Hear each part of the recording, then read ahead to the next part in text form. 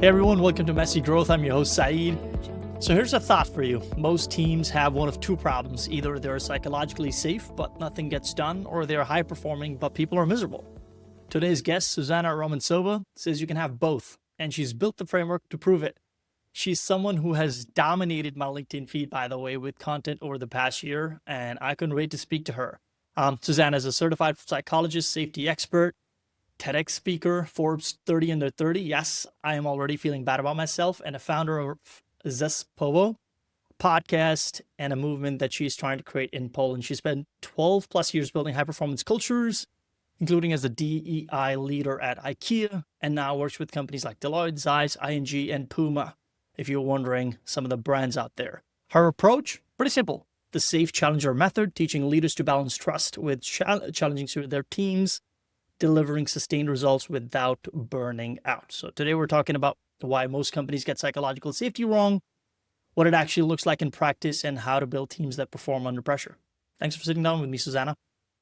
Said, thank you for having me and for this introduction. I could only dreamed about it. It's a perfect intro into everything I do. Thank you. Yeah. Well, you've done quite a lot. It was interesting. I was saying in my intro, you've dominated my LinkedIn feed. I don't see a lot of folks that speak about this subject. It's a subject that definitely needs to be spoken a lot more about. And the fact that you're single-handedly championing it is not an easy feat by any stretch of the imagination. So I am curious, Susanna, how does someone become a certified psychological safety expert? What led you down this path? I think it always comes from this inner need, in a sense that you want to feel safe yourself. If I would dig deeper, into those psychology-related stuff, you need to feel safe yourself. At the same time, you want to be surrounded by people who challenge you, right? And this combo is possible to be achieved just with psychological safety. So it started with me wanting to perform, to achieve, and to feel safe. So I did my master's studies in clinical psychology. I actually wrote my thesis devoted to the topic of leader-member exchange, how the relationship with your manager impacts your stress level, your motivation and productivity. It was like 12 years ago.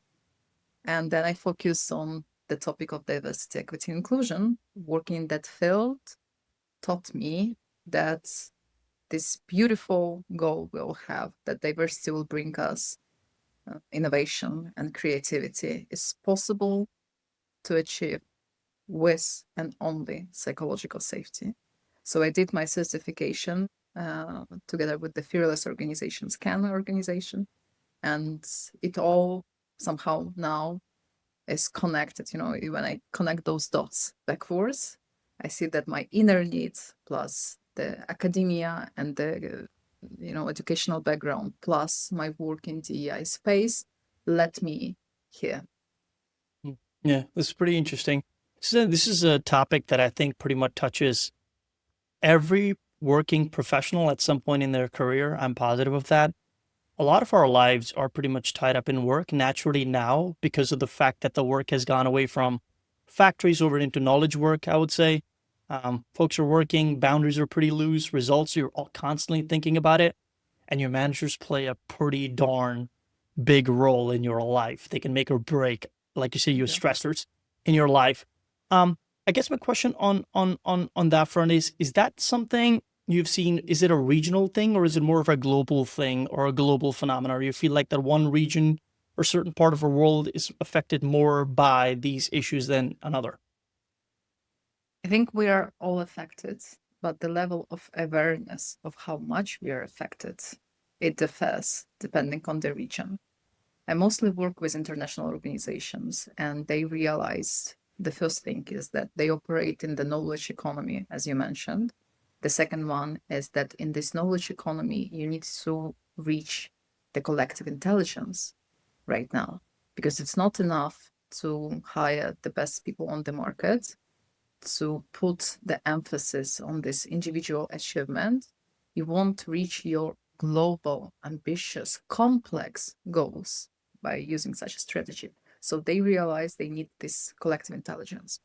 And what gives us this collective intelligence is the combination of psychological safety and team focus.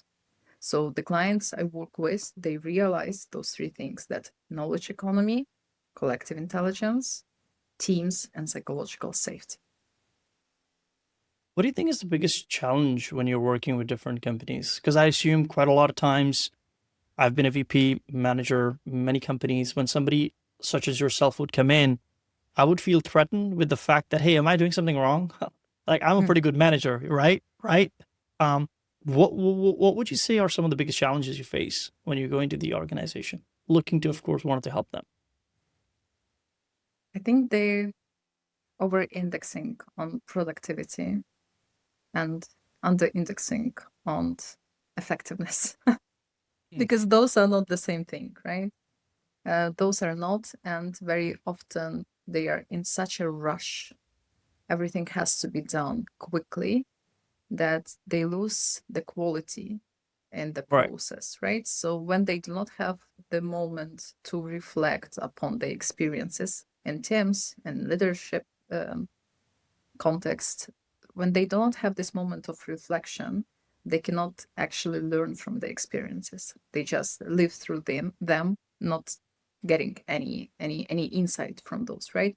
So the time pressure, not enough space and support in actually learning from those experiences. I think this is the second challenge. The third one is that they underestimate the psychological safety and this teamness, how important it is. It sounds like something soft, vague, like a buzzword, but once they dig deeper into the topic, they realize that it's the key driver behind the effectiveness and productivity that they aim at. Yeah. You bring up a pretty interesting topic. You said something about productivity. If you go back 50, 60 years, you're working in a factory, you know what you're producing, what the production looks like, and how productive you're being, for a lack of a better way to put it. I'm curious, what is productivity nowadays? So what does that look like for knowledge workers? Because I kind of feel like that no matter how much I do, and I have a list right here of like 40 tasks, even if I get 5 or 6 done, that's me being lucky if I get it done at all. But I know this is a feeling that everybody feels. We just never feel productive. It's never enough, right? That's true, because we somehow evaluate this productivity with input, not the output. And I think this is the key difference between productivity and effectiveness, because productivity actually is doing more things and effectiveness is doing the right things. So I believe this is the major shift, that we change the narrative from doing many different tasks to actually doing fewer, but those that move the needle. I think this is the difference. Effectiveness is doing the right things. Do you think it's something that can be taught for folks or managers that have been doing this for decades, several years? I think they are starving for this knowledge, actually. This is my discovery, because I believe what makes my work special and meaningful to me is that I try to combine this mission, right, of making workplaces as inclusive, open, supporting, safe, with my ambition to deliver in terms of making this workplace safe, but at the same time, the one that would help you to achieve your bold goals and bold results, right?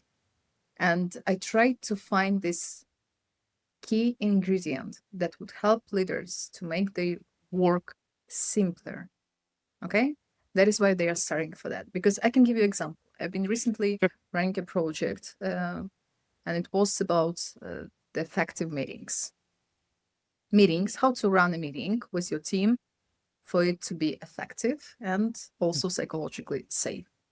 And basically, the very key insight from that is when you simplify those meetings, right? You do not invite people just for this mass of people, right? So you do not invite everyone just to be nice and, following this corporate politics, but you stick strictly to the guidance from research, for example, that for making decision, you need up to 5 people. For creative brainstorming session, you need up to 8 people, right? You have clear guidance that helps you to keep the size of the team effective. It also takes your cognitive load down, right? So you simplify things. At the same time, you get the tips as to how to run this meeting, that we actually have 2 modes of thinking during the meetings. We have convergent thinking and we have divergent thinking, right? And leaders, they usually do not know about it. They run chaotic meetings. They never structure it. So basically what I do is that I make the work simpler, clearer, by balancing those effective methods with psychological safety as an outcome. So I do not, at least this is my goal, I try not to add an additional task to them, but actually to help them redefine what is an effective meeting, what is an effective feedback, what is an effective development conversation, for example. How all of those things that we use to pretend we do well, how they actually can be rethought, redesigned for us to deliver both those bold ideas, goals, and results we all striving for, and at the same time, psychological safety. I hope it's Yeah. not too complex because No, I'm making notes here. This is pretty intriguing. I'm learning as you're speaking, and I knew this conversation is going to be very useful for me because I am one of those managers, and please feel free to berate me, if you will.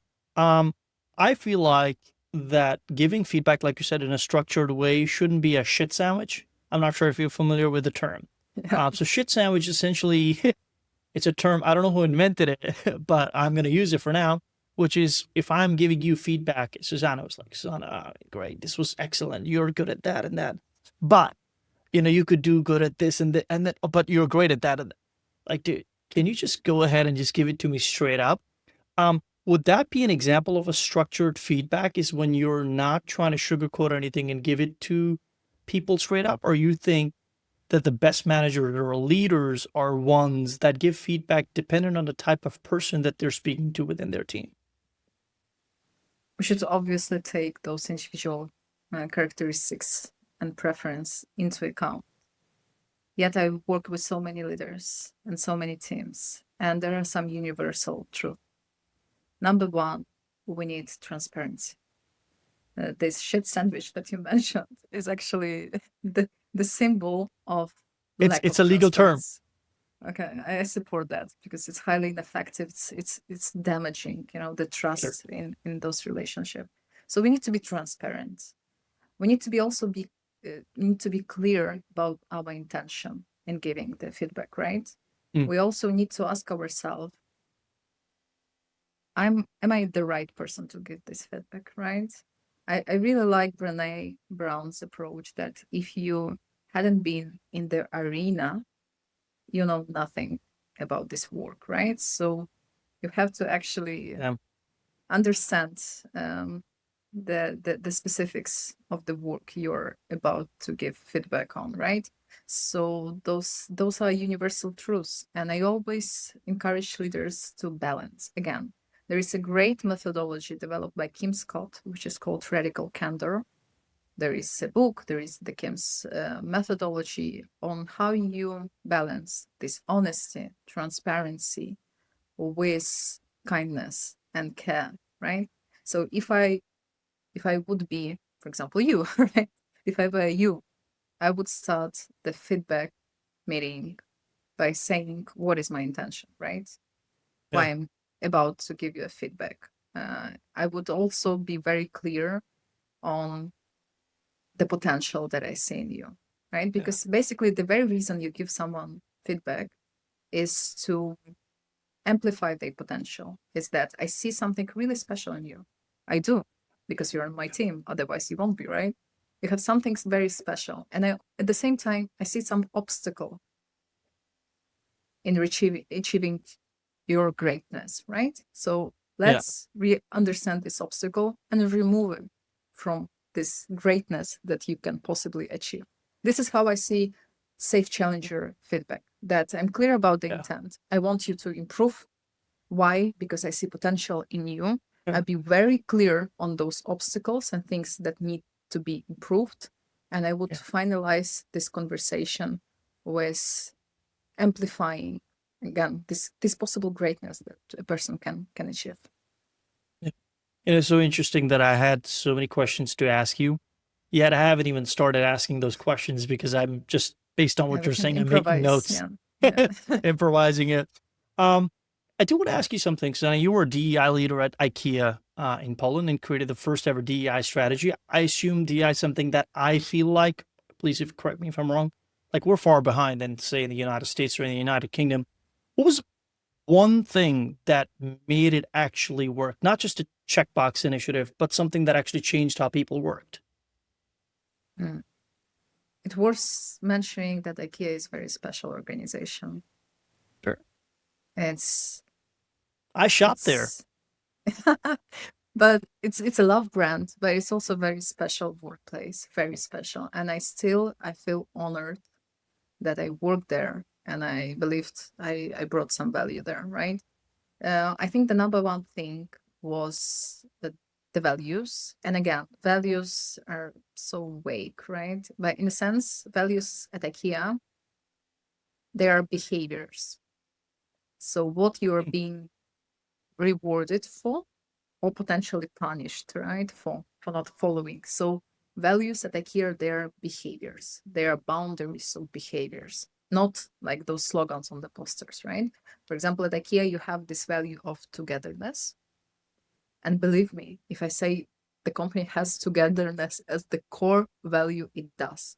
And in my work, when I started co-creating this strategy, people did not assume it's just my job, right? Nobody approached it in a way that Susanna's strategy or DEI is Susanna's job. They felt like it's everyone's job, right? And such a level of engagement, support, co-creation, because we did it together, it was phenomenal in a sense. Why? Because there was a value, and still is, of togetherness, that we do things together. And this navigates every single decision at IKEA, every single, of how they hire, how they develop, how they promote, and so on and so on. So it's my experience, and I think that was a success factor.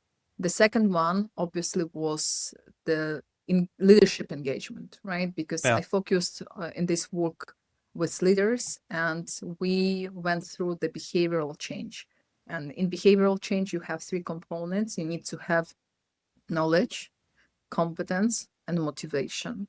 So basically, in those 3 years, my task was to provide leaders and all employees with knowledge related to DEI strategy and DEI itself, with competence, again, how to hire, how to develop, how to evaluate, and also motivation, why they personally need to care about this. This is really interesting. I have a question regarding the cafeteria in IKEA. What was your favorite meal there? I never ate there.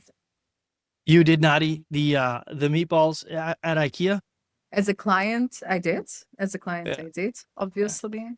But at work, no, never. I've been, the promoter of IKEA in my values and behaviors, not eating preferences. Probably, yeah. Do not exploit. So, Susanna, you've trained leaders at Deloitte, Zeiss, ING, DHL. What's the most common misconception those leaders have about building inclusive teams?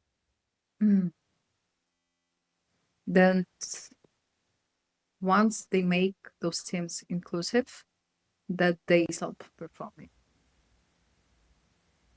And actually, the opposite is true. That when people stop being afraid of being themselves, basically, this is the moment when people actually start performing. And so I think this is the biggest misconception with both psychological safety and inclusion. And it has nothing to do with comfort. Inclusive teams tend to be pretty uncomfortable, actually, because in psychologically safe and inclusive teams, you have what researchers call productive friction. Mm. So productive friction is when we can disagree on many topics and still be kind to each other, right? Yeah, So yeah, I can 100%. debate, I can really have a discussion with you, I can disagree with you, I can question your ideas, and still we care for each other and this team, right? So we have this Yeah, friction of disagreements, questioning, coming up with new ideas together, but it's pretty uncomfortable. This yeah, productive friction can be reached through psychological safety and inclusive. And thanks to this productive friction, we actually generate ideas and we actually reach innovation. So I believe this is the most widespread and dangerous misconception that once I do inclusive intervention or I build psychological safety at a high level in my team, yeah. they won't deliver. The opposite is true. They will deliver with higher engagement and satisfaction. That's awesome. I mean, I've heard you repeat psychological safety, and it's something I was doing research just before our meeting here. It's a word that gets thrown around a lot, and for good reason. Let's just say, assuming we just pull back a little bit, for a 20-person B2B SaaS startup, say here in Poland, what does it actually look like? Psychological safety. Can you give an example? Yeah. You have a meeting with your team, right? As the leader. Yeah. And you presented your vision on your product. And the question is, what happens next after you presented your vision? If this is silent, if the room is silent, your team is silent, probably there is a low level of psychological safety. If your team starts to question your vision, ask you more questions, sharing some doubts, possible, I don't know, any ideas that contradict your vision, this is a sign that there is probably a high level of psychological safety. If you, as the small company, want to take care of psychological safety, I think the simplest way to do so is your reaction to courage. So if someone on your team comes to you and say, Zeiss, I made a mistake, I failed. The moment you react to what they just said will define the level of psychological safety on your team. Because there are different scenarios how you can react. You can tell, oh, again, or I did not expect it from you. You are not that competent, or and so on, right? Or I counted on you. And believe me, the next time they make a mistake, they won't come to me. And because they will make mistakes anyway. Everyone makes mistakes. The question is whether or not they share with you, and then you can fix things and you can learn from those mistakes, or you can't because they didn't share, right? So this is the one scenario. Alternative would be if they come to you and say, I made a mistake, you would say, okay, thank you for sharing that with me. It takes courage, right, to admit a pitfall. Let's figure it out. We can do something about it, right? So you do not, because this is also the leaders' misconception. They believe that if they will celebrate, in a sense, those mistakes, that will motivate people to make more mistakes, which is absolutely not true, right? But creating this open and supporting environment helps you to learn from those mistakes because they happen anyway, right? Yeah. This is wonderful. So what you're basically saying is that you shouldn't send that person a calendar invite for a 10 a.m. call for tomorrow and let them stew over their guilt overnight. Yeah, but you know what was a tricky part of those behaviors, that they are contagious in a sense that this is Mm. kind of behavior and reaction, your leader's reaction, that the rest of the team learns from. So it's Yeah. not just your relationship with this person and they attitudes and future behaviors. It's Yeah. also that your team absorbs, right? And they learn from your reaction what is allowed, what is punished and what is rewarded, right? Yeah. So the culture, Yeah. it's being formed not just in those one-on-one relationship, but in Mm. this systemic view as well. Yeah. This is fascinating stuff.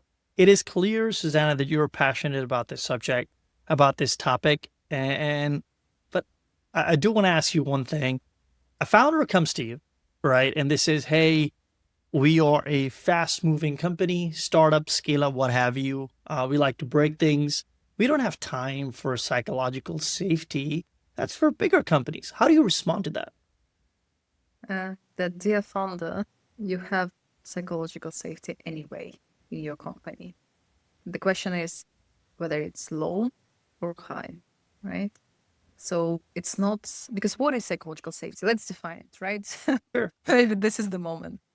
Psychological safety is the shared belief in a team, organization, that this team is safe enough to take a risk, interpersonal risk. So by asking questions, by admitting mistakes, by questioning the status quo, I'm taking an interpersonal risk.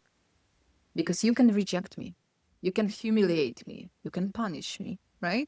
This is something that I subconsciously realize. You're thinking about it. Yeah, anyway, we all do. Yeah. We scan the team, the organization, every Yeah. single moment for belonging, right? Do I belong to this group? Or maybe this group will reject me, right? So when I'm admitting the mistake, or asking the question, or disagreeing with you, I'm taking on this extreme risk that you can reject, punish, or humiliate me. But I do it anyway when I know that you're psychologically safe, that you're open for my courage in a sense, right? And that you will maybe potentially reward my risk-taking behavior. So this is a shared belief. And every single team where there is more than two people, or at least two people in any relationship, have those groups, they have psychological safety. Anyway, the question is whether it's low, it's moderate, it's high, and so on. Yeah. This is excellent. I guess like one of the questions I have is, I read this somewhere, and throw me some rope here because I might actually end up getting this wrong. Is that if you have a team of people that like to speak up when there is a meeting or a discussion of ideas, you should listen to those folks, because if these are the folks that stop speaking up later down the line, you've got yourself a big problem. Is that accurate, or like what would lead to that sort of situation? Well, it is accurate because you need a speak-up culture for culture to evolve, right? If you want to grow as the company, you need to actually see different perspectives. And the speak-up culture helps you to see those different angles that you would otherwise not see with your tunnel group thing, right? So yes, speak-up culture is important, yet I would say that the speak-up culture needs boundaries. Right? How would you define what kind of boundaries? Is that every team has its dynamics, right? So how the things are done here, how do we feel with each other being in this team? There is some kind of a dynamic. And if this dynamic is dominated by people who speak up constantly, right? They constantly challenge, they constantly ask, they constantly take initiative. The rest of the team may actually feel dominated by that, right? Behavior. So again, we need a middle here. We need a balance. So speak up culture is great, yet we need clear team norms and rituals to put boundaries where all team members, regardless of their temperament, their social skills, that they feel the part of this team. That's right. You're absolutely right about it. That if there's always there's a couple of type of people, or more than a few type of people. Ones that always will question you. Ones will always have feedback, and you have to be very strategic in a way. So, like you said, there has to be some sort of boundary. Yeah, you need to be structured in a sense. Every team need. No, you're absolutely right about being strategic. But as much as you need strategy, you need a structure. And leaders they usually hate the structures in a sense, right? But structures, they simplify their work. They simplify team management process by meeting once a month to set clear team norms and rituals and to reinforce those. That saves so much time, energy, misunderstanding. It helps to avoid potential conflict. It helps team members to feel seen, valued. It's like such a small investment of your time, which helps you tremendously. 100%. Susanna, like, it's just a question on this. What an example of low psychological safety would be. See how we all use Slack or some sort of a communicator at work? And, I used to work at companies where they were hire people pretty much every week. There's new people coming in, and you see that they're coming in, and 2 or 3 months later, you have a question and you want to go ask those guys or gals, but it just turns out they're not in the company anymore. Would that be an example of creating a very low psychological net? Because you don't know that the company's not communicating what happened, other than the fact that these folks came in, but they just went out. Nobody knows about it. Nobody heard anything. Well, high rotation is usually the sign of low psychological safety in the company. This is the one thing. The second one, you're absolutely right that such situation also sends a signal to the current employees that this place is unstable, it's unpredictable. And when things are unpredictable, we rarely feel safe, right? This is the paradox that in order for us to achieve and to take risks, we need to feel safe. And when it's so unstable, unpredictable, and ever changing, then obviously we cannot create the safety net that you just mentioned, right? So rotation is a huge problem for both culture, psychological safety, and performance, obviously, right? Because you do not have the skill capital, you do not develop it. Yeah, 100%. I guess staying on the topic of indicators and signals, what's the one metric or signal that tells you the team has low psychological safety? Something a founder could look for within this week, even. As mentioned, silence is usually the sign, right? Somehow founders or leaders, they think that the conflict is the sign of low psychological safety. I don't Sure. think so. Very often conflict is a sign of psychological safety when it's productive, right? And we can also, mention that not every conflict is bad. There are three Sure. types of conflicts, and two of them are actually very, very useful. So the silence, when no one is questioning your decisions, when no one is disagreeing, when no one is sharing those warning signals, when the fear dominates, right? When people do not speak up because they're afraid of those possible consequences. So I think silence is the simplest and the most widespread indicator of the lack of psychological safety. Got it. Assuming, say, there is a company and a founder right here listening to this, and they're thinking to themselves, like a lot of the indicators that Suzanne's putting out, I feel like they're in my team, they're at my company. I want to build psychological safety for my team to have higher or lower attrition rate of people churning out, and teams performing, teams speaking up, folks speaking up. What's the one thing you would recommend they should do this week in order to be able to turn the wheels around? It depends how committed they are. Because basically there are two options. The first option that they can hire an external certified practitioner and run the psychological safety assessment. Is the Fearless Organization Scan. It's like a 5-minute survey that helps to measure the current level of psychological safety, and it also serves as this conversation starter for Right. further work with the team. So usually when I work with teams, they take the survey and then we meet for 4 hours results debrief to actually understand what is behind those results in the survey. This is Yeah. the most important part. So leader can go all in and taking this evidence-based approach, survey plus debrief and action plan. Or if they don't have resources or Sure. readiness yet, they can at least meet with their team and to present the topic of psychological safety, to start the Sure. conversation about psychological safety, to ask, what can I do better for you? Not how do you feel, but how Yeah. can I be better? How can I be a better leader who creates psychological safety for you? And hear people out, hear everyone there.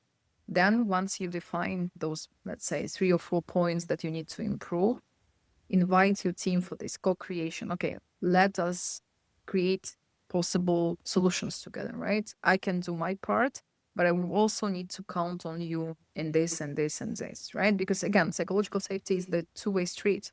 Leader cannot just Yeah. do everything on themselves. So you meet up, you create those solutions or some kind of an Sure. action plan. You appoint an owner for every single improvement. It cannot Mhm. again be just the leader, because you need Right. the ownership Both in your parties. Yeah. in your team.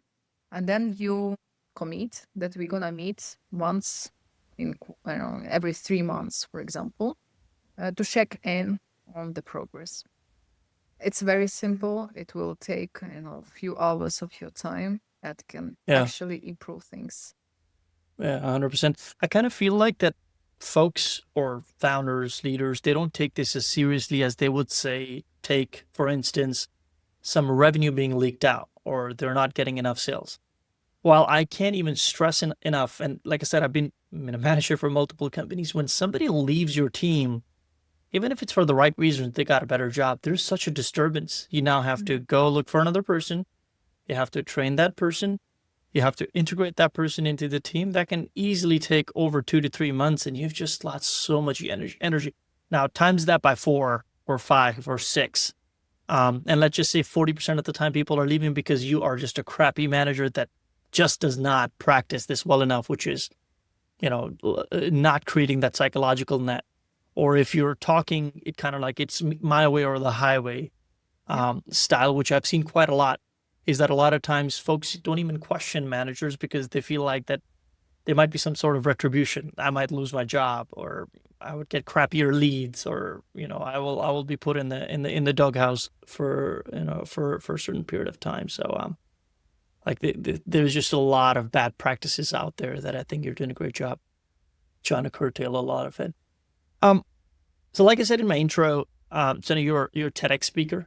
That's pretty cool. And you did a TEDx talk, which I highly recommend everybody go see on YouTube, on diversity and intersectionality.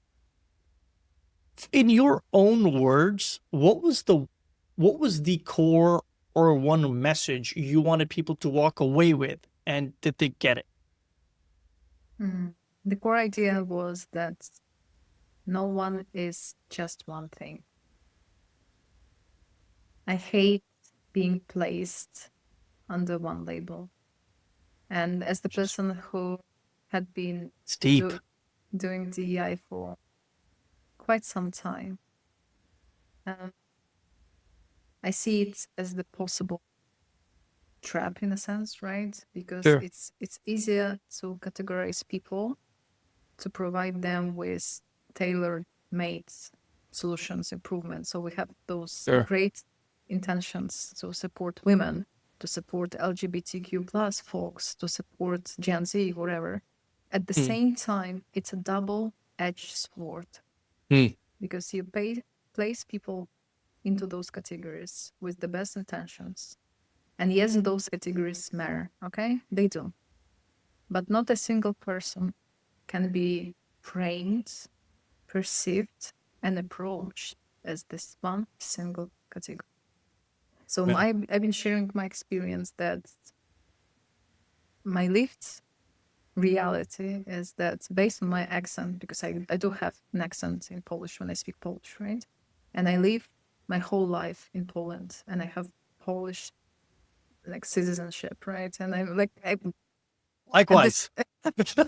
at the same time, I do have mixed nationalities in my background, right? So Right, yes, right. I am quite mixed. At the same time, I do feel Polish, right? Because I don't have any other home. Yet, based on that, people, they meet you and your labels. And based on that label and the context, you're approached and evaluated accordingly. So in the context of Polish culture, it can be accent. When I train male-dominated leadership teams, for example, I can be placed under this woman category, right? And then something related to that in some stereotypes and so on.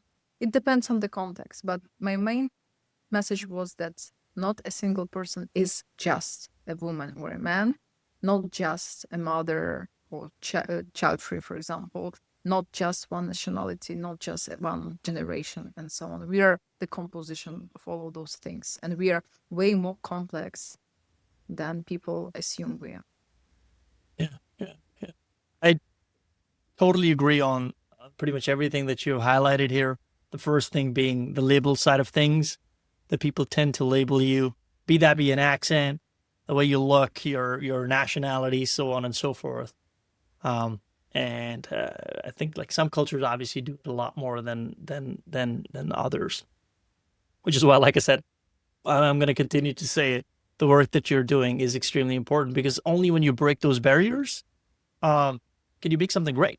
Because when you look past all that, how would you say, like background noise, for a lack of a better way to put it, can you really actually get some work done, for the most part? That's very true, but this work won't change anything if not supported by people like you, because you give a voice and a stage, and this is the impact that is very often overseen yet significant in this work. So I'm as much grateful to you, for this opportunity. Absolutely. Because you amplify the message, you amplify this importance, and we spread, and we make these movements together in a sense.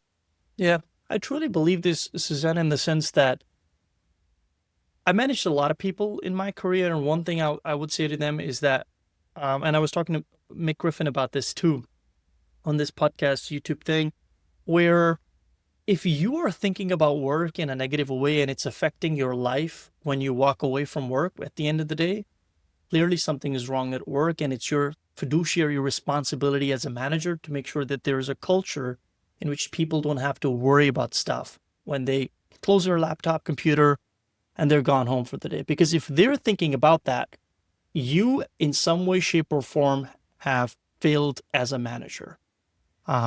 And I don't know how you can inflict this kind of mentality onto people, or if you can teach them.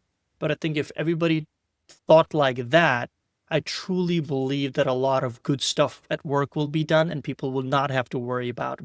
You will not have to actively pursue the psychological safety you're talking about. But because it's so far extreme on the spectrum, that, like you said, that it needs to be something that needs to be worked on actively. Because I'm pretty sure that there is a lot that could be done. If you don't need to go far, you can just go to Reddit, and there's like hundreds of thousands of threads in there that are talking about this very thing that you're preaching pretty much every single day, in your life. So kudos on that front. Yeah, at the same time, I want to emphasize what you just said. Gallup studies tell us that the 70% of team performance depends on the leader. So the way they create culture, 70%. Leaders are very important, extremely important, the most important. Everything you just said is very true, and it's been researched, studied closely, and confirmed. At the same time, I work with those leaders daily. I meet with them every single day. And 99% of those leaders, they're very good people with the very good intentions. And I rarely meet anyone who have, for example, some bad intentions in terms of the culture. The things that you are telling, they seem obvious, right? But leaders struggle to realize the difference between the intention and impact. They are not fully aware. Jesus, you're dropping some bombs here, Susanna. Goddamn. It seems obvious, right? But it's not. It's not. It's really not. No, it's not. It's not. And they need to at least give it a thought. that maybe what my intent is in regard to this team is not actually what they experience from me, right? This is the number one thing. And it comes from intellectual humility. This idea, which was also very well studied, the idea that I got some space in my head to assume that I may not see something, that I may be wrong, right? This is the second thing. And the third thing is that you can create as much safety in relationship as you feel safe with yourself. Yeah. So you need to actually do some deeper self-work in a sense, right? Yeah. And it's very much needed. But the good news is that when leaders grow as leaders, they also grow as humans. Like, this is something I can confirm from my practice. I support those leaders. I accompany them for months, years, and I see this evolution of them Yeah. as leaders, and somehow Yeah. it's very tightly connected to their evolution as humans. So Yep. yeah, I think Yeah. there is a hope and there is a need Yeah. to improve, but we can combine both. 100%. Is something that an example came up when you said something about impact, intention, impact, is that I had a leader that I used to work with, and since they're a leader, they're thinking constantly about work. They can't, they can't switch it off their brain, so to speak. They would send people Slack messages after hours, like 9 p.m., 10 p.m., 11 p.m. For him, he was just like, hey, it's my thought. I just want to send it to you, right? And I did the same exact thing in a lot of ways because, like you said, you mimic the actions and behaviors at the workplace. I thought it was normal. It was years down the line that I got to find out the amount of anxiety I have caused that particular employee by sending messages at 10, 11 p.m. Because for me, it was normal. I'm working. It's not like I'm doing anything. I'm just sending you a message. But for them to receive it after hours was causing mayhem in their life. That they were literally, every time the Slack message would pop up, their heartbeat would go up. Oh, what's going on? I was like, guy, like, what are you worried about? I'm not going to fire you. I have a thought. It was like, sure, but you could schedule that message to come at 9 a.m. the next morning. Yeah, that's Such a small thing, but the impact is that there's somebody literally having a dinner with their family would stop. Their whole mood would shift because they got a message from their boss. Such a small thing. It is. It is. There are plenty of those small things, and thank you for giving this example. Because I think those are essential micro moments in which you can create or destroy the psychological safety. I also got an example of a leader who wanted to build the psychological safe culture, and they tend to ask the teams, "How are you? How are you?" The leader was very interested in building those closer relationship. And somehow it did not work. And I offered the leader to ask the same team, after they ask this question, how are you? Ask your team, how are you really? Just by adding this really, Yeah. it changed everything, because how are you is just, this cliche question. Yeah, it's our thing. How are you doing? Yeah, it's just like, yes, don't say anything. Just say you're good. Exactly. But once you add this, like, really, it changed the dynamics completely. And it's one of the silliest possible examples, but it really had an impact. Yeah, 100%. This is fantastic. This is fascinating stuff that you get to think about it. You go, well, duh, it's obvious, but it wasn't really obvious at that particular moment in time, right? Yes. So I want to ask you one question before we head into our rapid fire round. You've trained leaders on inclusive leadership. What's one simple behavior change that makes the biggest difference in how a team feels psychologically safe? Just something small that could have a massive impact within the team. Try not to escape. This is, I believe, the simplest thing. Because every single encounter in the team context, uncomfortable encounter, produces tension, okay? We have a conflict, 100%. There is a tension. We have a performance issue, there is tension. We have something with the product, there is tension. And many leaders, they tend to escape this tension. What they do, there are like three scenarios. They go into those defense modes. Yeah. And Silos. yeah, and the first mode is this sarcastic reaction, right? Leaders who use, sarcasm as their main language usually are very insecure leaders, actually. So yeah, I would say this is the number one. The second would be basically this escapism and behavior that you do not see the problem. There is no issue.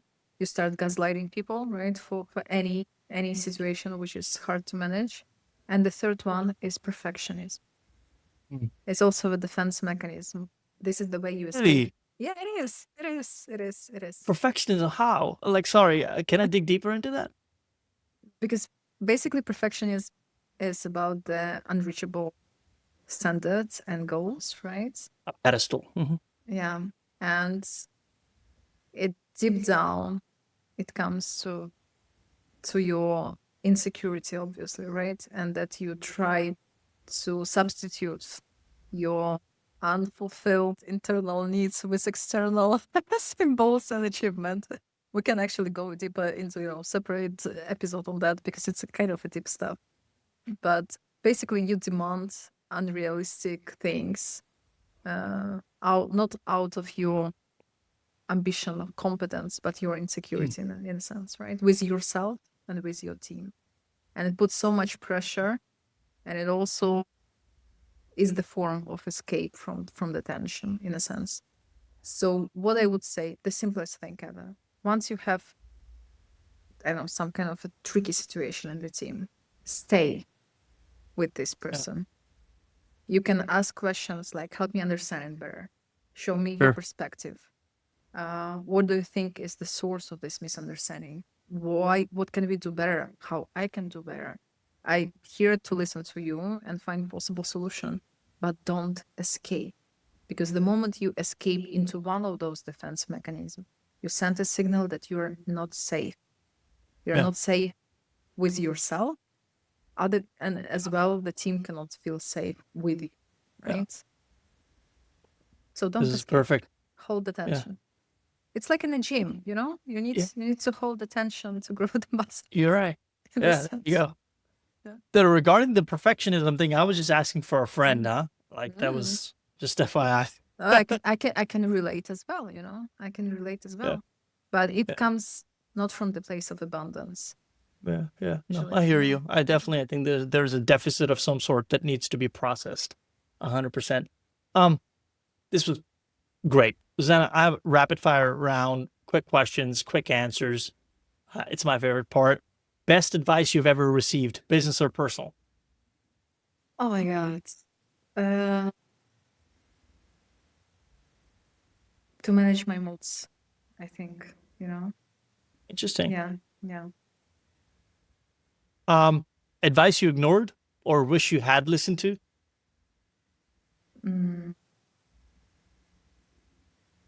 When people say they want something, it does not necessarily mean they want something, in a sense. Who are these people? What we tell others we need or want may not actually be the very thing we need and want, So this self-declaration, in a sense, is very misleading. Cool. You learn something every day. Oh, yeah. What would you tell your younger self, say 7-10 years ago?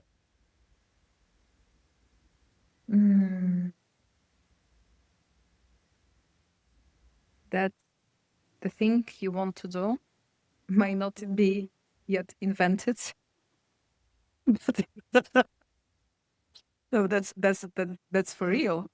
Because once I started doing the, I felt the pain. Yeah, people said that it's some kind of imaginary job, but it appeared not to be, actually very helpful. So yeah, to wait. I will say one thing, Zana, the fact that you keep showing up on my feed, the LinkedIn feed, and you have great content, you create videos, there's just so many things that are happening. like it is having an impact. I can tell you that. So I don't know if that helps in any way, shape, or Yes. form, but continue to keep doing what you're doing because you're on the right path. And something good will come of it. I'm sure of it. One ongoing challenge in your current work that keeps you up at night. How to scale. Oh, $1 million question, right? Yeah, this is the pain. So since we're neighbors, what's your favorite restaurant, meal, or spot here in Warsaw? Oh my God, it's Susanna's restaurant. I actually love cooking and I love feeding people. So yeah, I think this is the best restaurant in my humble opinion. What's the thing you cook the best or have received a lot of compliments for? The serniczki. Serniczki. Serniczki, Okay. oh yeah. It actually comes from my Ukrainian parts of my Oh, really? heritage. Yeah, because Oh, right on. we have serniczki. It's like those small cheesecakes. That's Yeah. right. But I do them every Sunday morning. Yeah. And yeah, this is something special. Okay.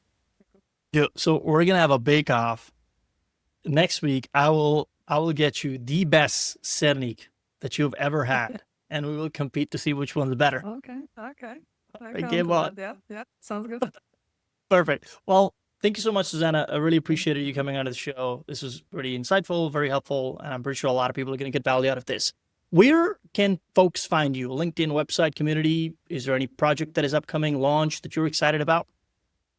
LinkedIn, number one channel, I would say. It's also Zespołowo, my podcast. You can listen on YouTube, on Spotify. I'm Right on. pretty active on Instagram. Okay. So yeah, I think this is also possible. And the websites. Yeah. Yeah, 100%. 100%. So when is your next episode coming out for the podcast? I'm thinking about the project done in the. I'm thinking how to tell you about it without naming the company. So there was a project done by some kind of company that took 2 years, engaged 37,000 of employees, and they wanted to check what is the number one success factor of their high-performing teams within one company in different Wow. locations. Okay, so they Interesting. ran this study. It was called Project Aristotle. Okay. Very on the nose. Yeah, but it's the best evidence to my knowledge on psychological safety. And I actually want to invite a person to my podcast to talk about this, who is very close to this topic. Yeah, so this is the ambition of mine.